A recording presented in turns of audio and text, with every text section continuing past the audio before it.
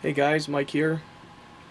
Got a few things in my showcase here that I've got up for auction this week. Actually, these items here I sold last week. That little corner there, I still need to ship those. This corner here and everything up there is currently up and did pretty well. All these items I got from last auction I went to, spent about 1,300 bucks, and I'd say I got about 4, possibly 5 if I'm lucky, weeks out of it. As far as auctions, if I put up 70 to 100 items a week. So I'm really happy about that. There's nothing like going to one auction and being set for a month. And actually, let me go to the other room real quick and I'll show you a couple boxes I got. Alright guys, this is my room.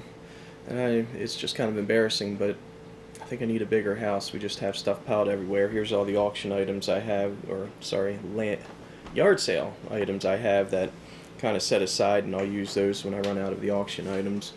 But yeah, at that auction I got tons of stuff. A box full of everything from Colts glasses to teddy bears to who knows what. Tons of tin items.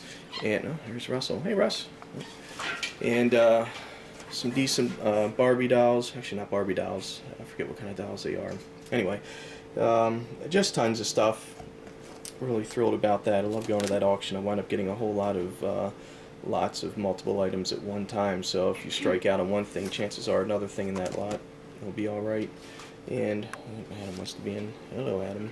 Let me go to the other room here. I want to mention something about a few of the toys I got. Toys. Wanted to show you this thing. It's pretty neat. It's an old Hot Wheels. What is this thing? Snake dragster. It's a neat item. It's one of their iconic. Actually, let me show you this. Sorry, I get dizzy here. There they are. That's Snake and Mongoose, old Redline Hot Wheels cars. They're one of the better known Hot Wheels out there. I went to an auction about a year ago and got just tons of Redline Hot Wheels. Most of them were just dead mint. The best Redline Hot Wheels I've ever seen in my life, as far as, you know, in person. So I cherry picked a few of them and decided to keep them. But yeah, so this thing over here is a version of that, the Snake, and the auctioneer put it up. Nobody was interested. He said no sale, and I threw my hand up and said whatever, I'll take it.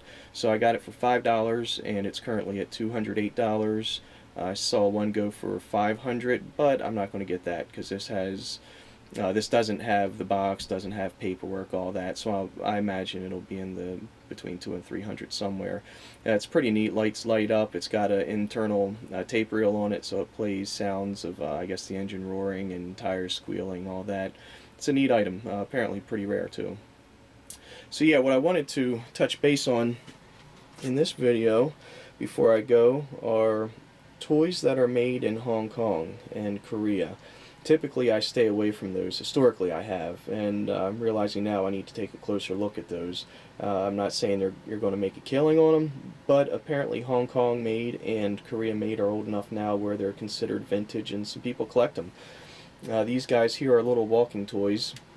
You put them on an incline or a decline and they'll walk themselves down. They're pretty neat, but they're all but the Santa there. I'll get to him in a second. All these little walking toys are marked Hong Kong, and all of them except for that horse I believe have a bid for $5 or $6 already, with several people watching them, and the horse is at $18 right now.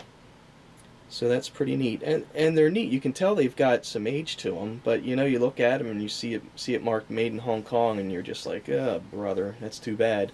But hey, apparently if there's something like this and they look like they've got some age, they're still worth something. So don't pass things up just because they're marked Hong Kong. You still might be able to turn around and sell them. And this guy here is marked Korea, and you know, typically that's kind of at least for me, you know, look, I don't know, I'm no expert here. I don't claim to know everything, so maybe it's, you know, this is common knowledge among a lot of people, but it wasn't for me. I would overlook Korea. I would focus on USA made and Japan, occupied Japan, those type of toys. But this guy here is marked Korea, and it's selling up on eBay now. I think it's at around $15. So that's the I guess maybe tip or encouragement of the night is, if you see something that's marked Hong Kong or Korea, don't necessarily pass up on it just for that reason. It still might bring you a little bit of money. So take care, everybody. Please rate, subscribe, comment, all that good stuff. Take care. Bye.